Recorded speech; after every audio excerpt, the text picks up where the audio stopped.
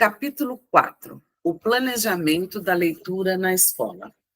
Esse capítulo explora o ensino da leitura nas últimas séries do ensino fundamental. Seria da 5ª à 8ª série. Hoje é do 6º ao 9º ano. Acredita-se que a aprendizagem da leitura estende-se por toda a escolaridade, não somente no ensino fundamental, como também no ensino médio. Estudos mais recentes à apreensão dos processos de leitura e de compreensão do texto apontam a necessidade de que o ensino de leitura tenha sentido, o que é praticado na escola, tenha sentido na prática social e cultural. Portanto, a tendência dos autores deste concurso é da educação sociocultural, na perspectiva da concepção construtivista, onde os alunos possam ampliar seus conhecimentos comunicativos reais. Então, eles possam ampliar os conhecimentos de comunicação que eles vão usar na realidade, que tenham uma utilidade prática à leitura. Trataremos de 2 situações de leitura. Situação 1. A primeira refere-se às tarefas escolares. A utilização da pedagogia de projeto é defendida aqui, tá? Pode ser uma boa opção, pois tira o professor do centro do processo e faz com que os alunos assumam papéis importantes de compreensão do livro. A segunda, a leitura literária. Então, nessa situação de leitura relacionada às tarefas escolares, ela propõe o trabalho com projetos. E, por outro lado, a respeito da leitura literária na sala de aula, como tarefa escolar, a leitura literária destina-se, como tarefa escolar, a apreciar o ato de expressão do autor, a desenvolver o imaginário pessoal do leitor, a partir dessa apreciação do escrito. Muito bons livros, né? Então, a gente aprecia. E a permitir o reencontro das pessoas consigo mesmo, em sua interpretação. Ou seja, quando lemos, nós apreciamos a escrita do autor, a forma como ele escreve, nós apreciamos o modo como ele escreve, no sentido de como ele relaciona as palavras para expressar a história, né, a ideia dele na leitura literária. São narrativas, né, vários gêneros da narrativa que fazem parte da literatura, argumentação e outros não fazem parte da literatura, são narrativas, né? Então, o modo como ele monta as histórias do personagem, nós apreciamos, e também, a partir dos personagens e das histórias contadas por um bom autor, nós podemos nos redescobrir. Nós podemos refletir sobre os nossos próprios conceitos, nossa situação, nossos problemas, nossos modos de pensar, de ver o mundo. Então, a leitura na escola tem essas finalidades, a leitura literária, não para preparar para o vestibular, por exemplo, como ela é usada, porque fica sem sentido, não existe apreciação. É difícil apreciar quando você está sendo cobrado o tempo todo. Num questionário, como existia antes, aqueles questionários que vinham no meio do livro, que era puramente questionário sobre a escrita, sobre o que estava lá escrito. É sem sentido. O que importa é apreciar como o autor se expressa, apreciar, desenvolver o imaginário pessoal. Por exemplo, num texto em que fala de aldeias, de casas, de rios, de lagos, de pessoas, que descreve as pessoas no interior de um texto narrativo, nós imaginamos como essas pessoas são, nós imaginamos como esses lugares são. Então, nós desenvolvemos aí e é um objetivo, deveria ser, desenvolver o imaginário pessoal, que acontece a partir da literatura, e permitir o reencontro da pessoa consigo mesma, em suas interpretações. A outra situação de leitura, a segunda, refere-se aos espaços de leitura na escola. Nós estamos falando aqui do planejamento das atividades de leitura na escola, neste capítulo. Então, que espaços de leitura tem na escola? Na escola existem espaços que podem e devem tornar-se um contexto real de leitura, pois educa para a autonomia dos caminhos de acesso à informação. Então, tendo um espaço para leitura, o aluno ele não vai ler só o que o professor mandou ler, tendo uma biblioteca ou uma sala de leitura. Ele autonomamente vai buscar o que ele quer ler nesse espaço de leitura. Então, esse espaço educa para a autonomia dos caminhos de acesso à informação. Não vai deixar de ser leitor de seleção de livros que o professor exige e recomenda, tá? Ele vai buscar lá o que ele quer ler também nesse espaço. Isso é um planejamento da leitura na escola, também para a autonomia. Nesse sentido, algumas ações são importantes para garantir esse espaço. O conhecimento dos materiais disponíveis na biblioteca, expor o acervo que existe na biblioteca, formalizar eventos na biblioteca, como, por exemplo, Hora do Conto, usar a biblioteca, né? A prática de leitura para a criação desse hábito, entre outras. O essencial sempre para esse espaço de leitura, para que esse espaço de leitura não seja um espaço morto na escola, fechado, morto, cheio de pó e ácaro, para que não seja esse espaço morto, o essencial, segundo a autora, é propagar a existência desse espaço, fazer eventos nesse espaço, ela propõe, criar uma bagagem, a propagar sua existência, de forma a chamar os alunos e outras pessoas para esse espaço, onde possa se criar uma bagagem de leitura através de diversos meios, revista, jornal, gibi, e todo tipo de leitura é bom que se tenha nesse espaço. E é importante que se conheça o acervo, que tenha a noção do acervo, que as pessoas tenham a noção do acervo.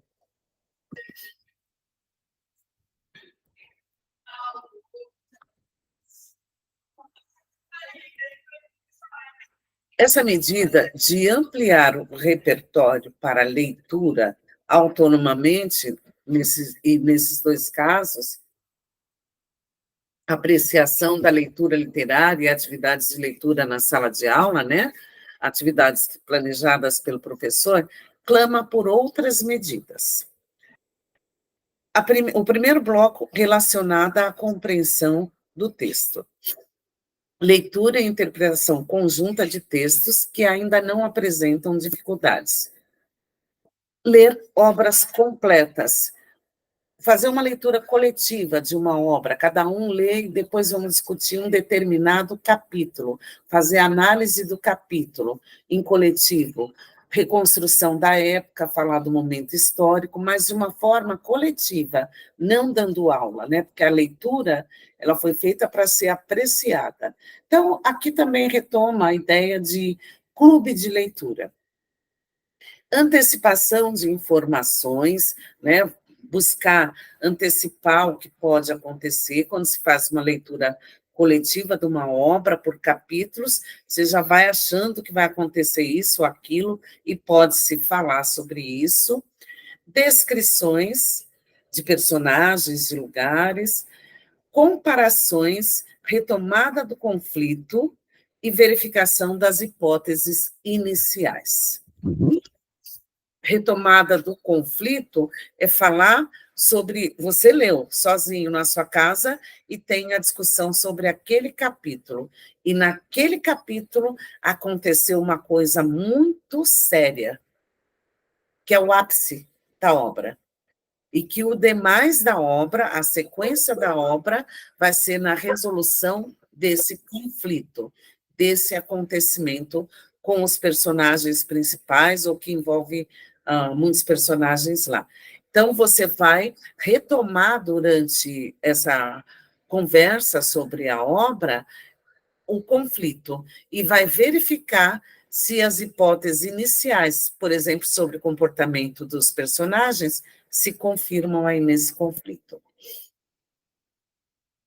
Também, para a compreensão do texto, é necessário leituras de textos mais curtos, com focalização de aspectos a serem trabalhados. Relacionar, por exemplo, o texto com os conhecimentos dos alunos. Então, você quer ensinar alguma coisa a partir de um texto, você escolhe um texto que tenha um assunto do conhecimento do aluno, né? E você ensina ali, focaliza os aspectos que você quer trabalhar naquele texto. Seja o gênero, seja a estrutura, seja o discurso dos personagens, seja a pontuação, seja a linguagem figurada usada no texto. Você focaliza um aspecto a ser trabalhado e escolhe textos que os alunos têm facilidade para lidar, né? Que não apresentem dificuldades. Porque o seu foco não é a compreensão do texto, mas os aspectos que você quer trabalhar ali naquele texto. Comentar diferentes textos de diferentes áreas do conhecimento, também é importante para a compreensão. Leitura e comentário de um texto para a sua compreensão. Ler um texto e comentar, todos comentarem, criar um debate, geralmente um texto curto, né? Utilizar quadros, esquemas e comparar para ajudar na representação mental da ordenação das informações. Ou seja, são os mapas mentais. Você tem aqui as informações desses slides, você pode fazer um mapa mental com as informações principais da autora, os conceitos que a autora coloca aqui. Então, você estaria fazendo quadro, esquema e comparando para ajudar na representação mental, para você interiorizar as informações e da ordenação das informações. Também um segundo modo de ampliar o repertório. Segundo, as questões relacionadas à compreensão de estrutura significativa dos textos. Organizar gráficos, esquemas ou quadrinhos para representar o texto. Produzir sínteses, resumos, resenhas sobre o texto, para compreender a estrutura significativa, além de mapa mental, você pode também produzir sínteses. E quando você quer compreender a mensagem do texto, você fez um texto e você quer dar logo uma pista do assunto de texto, o que você faz? Dá um título coerente com o assunto do texto, o ponto de vista do texto. Um título que vai levar o leitor eu vou ler esse texto aqui que é sobre isso. E não esqueçam, nas dissertações de vocês têm que dar título, tá? Só que recomenda-se sempre, os especialistas recomendam, e eu também acho, que se dê o título no final. Porque aí você põe um pré-título, né? E depois que você escreve tudo, você vê se aquele título é o mais atraente para a mensagem que você escreveu. Então, produzir sínteses, ler notícias e dar título às notícias é uma atividade, explicando suas escolhas, depois explica por que deu aquele título. Produzir e comparar resumos. Síntese é uma coisa, Síntese, você vai falar com as suas palavras o que o autor quis dizer. E no resumo, você, como eu faço aqui, eu faço resumo, não faço síntese, não faço resenha. Síntese e resenha são sinônimos. Não faço resenha nem resumo, porque na resenha você mostra o que você compreendeu do autor. A resenha é para você. O que você compreendeu do autor, você faz lá a sua resenha. Agora, no resumo é diferente, porque no resumo você não coloca palavras suas, você coloca as palavras do autor. E é isso que eu faço aqui. As minhas palavras, as minhas sínteses, eu vou dando no decorrer da leitura, as compreensões que eu tenho. Mas o que eu apresento para vocês é resumo dos autores ou das leis, para que vocês compreendam do seu jeito. Trago as ideias principais no resumo. Ok? Essa é a diferença entre resumo, síntese, e síntese e resenha são semelhantes. Atividades relacionadas a exercitar as habilidades envolvidas no processo de leitura. Que habilidades você usa para desenvolver competência de ler? Explicitar o que sabe sobre um tema, levar os alunos a explicitar o que sabem sobre um tema, a levar os alunos a buscar uma informação determinada num texto, jornal, dicionário, lista telefônica ou outro texto, levar os alunos a consultar anúncios ou sessões do cinema para reconhecerem o tipo de texto, por exemplo, buscar uma informação na enciclopédia, realizar exercícios de antecipação da mensagem do texto através da ativação do conhecimento prévio do próprio aluno. Continuar a escrita, fazer uma atividade de levar os alunos a continuar uma escrita narrativa já iniciada ou de texto informativo já iniciado, dando sequência lógica, né? Ou de uma notícia já iniciada. Continuar o texto para ter uma sequência lógica, uma coerência e uma coesão com o início do texto. Construir textos em cadeia. O que é isso? Construir texto em cadeia. Cada aluno constrói uma parte do texto. É uma atividade coletiva de produção de texto. Muito gostoso, por sinal, de fazer. Recompor textos recortados. Trata-se aí de recompor a sequência textual. Recompor textos de acordo com a sua sequência temporal. 3 notícias de 3 dias diferentes, por exemplo, recompor a sequência dessas notícias, sequência temporal, antecipar o conteúdo do texto a partir de indícios gráficos e tipográficos.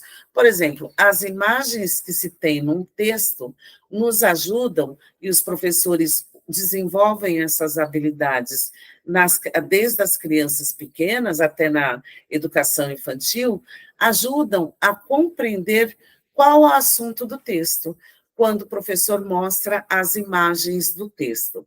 Então, a partir das imagens, dá para se antecipar o conteúdo do texto. Ensinar os alunos a preencher espaços vazios de um texto, brincando, por exemplo, de jogo de forca. Isso, brincar de jogo de forca, ajuda muito no desenvolvimento das habilidades leitora e escritora. São os exercícios de levantamento e emissão de hipóteses e inferências. Então, tem que caber ali, é um jogo com as palavras, né? Dentro de um significado. Porque quando se brinca de forca ou de palavras cruzadas, outro exemplo, tem sempre em vista um significado da palavra naquele contexto. Pode-se brincar de filme, né? Você coloca mímica também, descobre qual é o filme. Pode-se utilizar as atividades trazidas nos passatempos, Os passatempos tem palavra cruzada e tem outras brincadeiras também, que antes, nessa época, comprava na banca, ainda tem, ou tinha livro de passatempo, revistas, gibi. Então, são atividades que desenvolvem as habilidades no processo de leitura de compreensão das palavras e do contexto do texto lido, que alavancam a necessidade de compreensão essas atividades. Explicar o que sabe e entre outras, tá? E como é a avaliação da leitura, para terminar?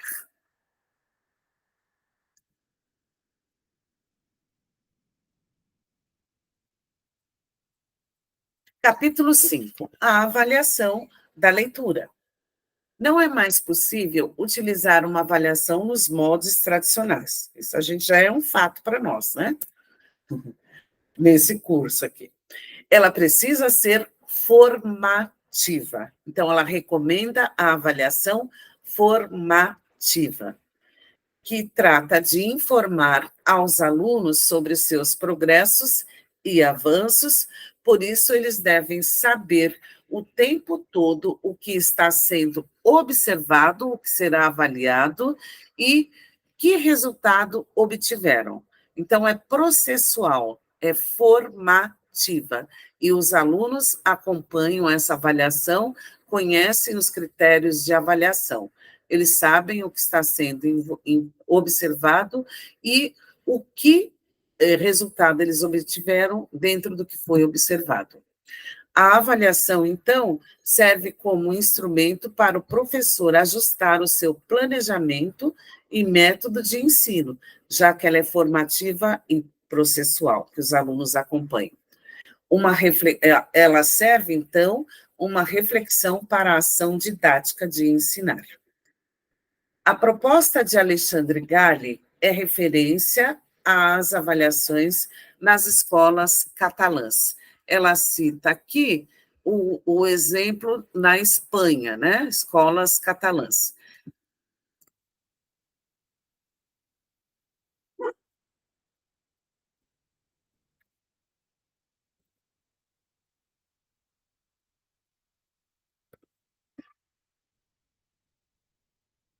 Ele se baseia na necessidade de separar os diversos componentes do ato de leitura, suscetíveis de serem avaliados de forma diferenciada.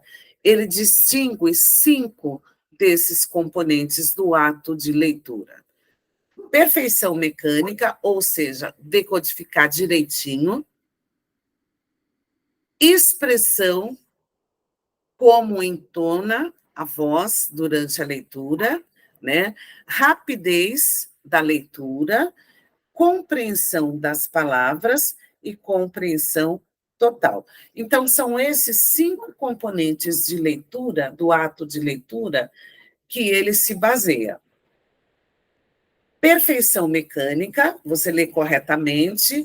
Expressão, você entona a voz corretamente de acordo com a pontuação.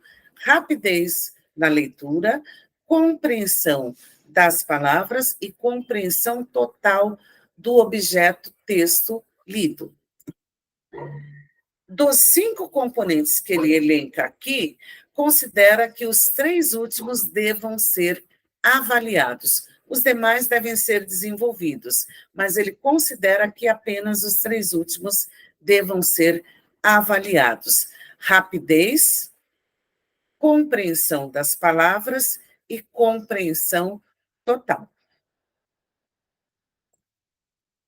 Para ele, os testes de avaliação devem ser claros e conhecidos dos alunos. As provas devem estar integradas às tarefas educativas. Não dá para ensinar uma coisa na leitura e depois na prova pedir outra. A prova tem que ser integrada ao que foi trabalhado na sala de aula, para que tenham que refletir apenas sobre as combinações verbais e o jogo de ideias presentes. Então, a prova deve estar integrada às atividades desenvolvidas na sala de aula e os alunos devem ter tempo com isso de refletir apenas sobre as combinações verbais, rapidez, compreensão das palavras e o jogo de ideias presente. Compreensão das palavras e compreensão total. Jogo de ideias presente. Ela vai citar um outro autor. E esse é o último slide.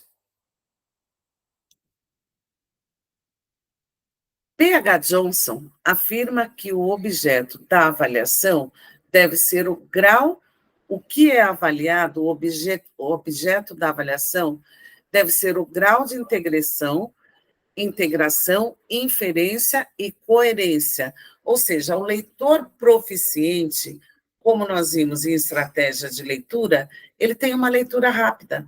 Ele integra, ele cria relações entre textos, ele busca o seu conhecimento prévio para compreender mais rapidamente um texto.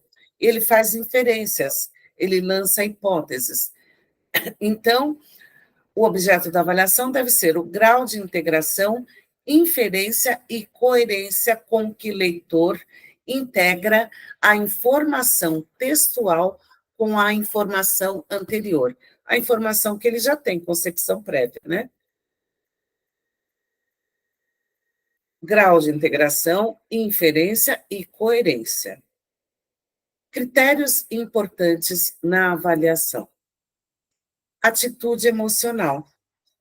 Quando nós estamos fazendo uma avaliação, é muito importante a nossa atitude emocional no momento da leitura. Vocês vão fazer a prova do concurso, a atitude emocional é um critério importante de acerto na leitura das questões. Senão passa muita coisa que você sabe e você não percebe, né?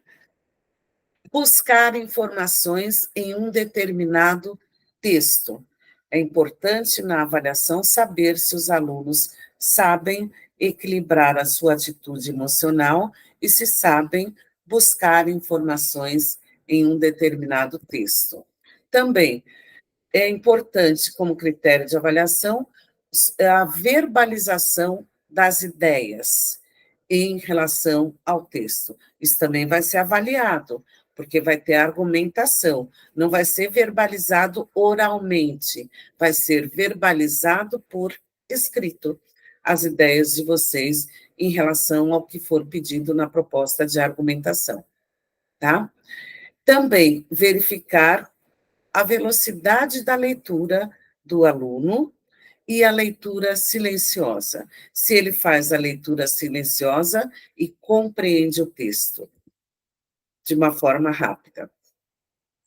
Também é um importante critério de avaliação ver se os alunos exploram os conhecimentos prévios relacionadas ao texto. Na avaliação, deve-se ter questões que articulam os conhecimentos do texto avaliado com os conhecimentos prévios dos alunos. Solicitar que realizem síntese é uma forma de avaliação e também que deem títulos a textos. Solicitar que apontem em um texto os seus erros e incoerências. É um critério importante de avaliação, ver se os alunos sabem apontar os erros e incoerências de um texto escrito. Qual é o enfoque principal da avaliação para todos os autores que nós temos estudado para os concursos? Eu não digo nem esse concurso, para todos os concursos.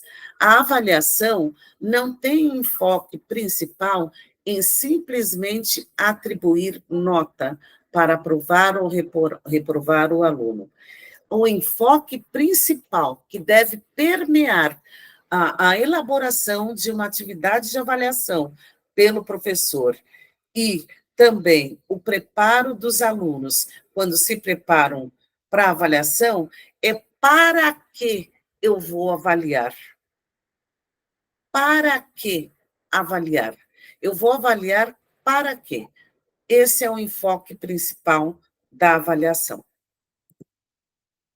Nesse sentido, deve-se utilizar a avaliação como instrumento tanto para o professor quanto para o aluno, na medida em que pode ir controlando também o aluno, seus avanços, e onde necessita maior atenção para melhorar, tanto professor quanto aluno. Então, a avaliação faz parte, ela é integrante do processo de ensino-aprendizagem. Ela não é uma atividade deslocada, à parte, para testar o conhecimento apenas, tá? Ela tem uma finalidade. Para que avaliar é aqui. Utilizar como instrumento, né, para controlar os avanços e onde necessita maior atenção, né, para melhorar tanto o ensino como a aprendizagem. E é isso.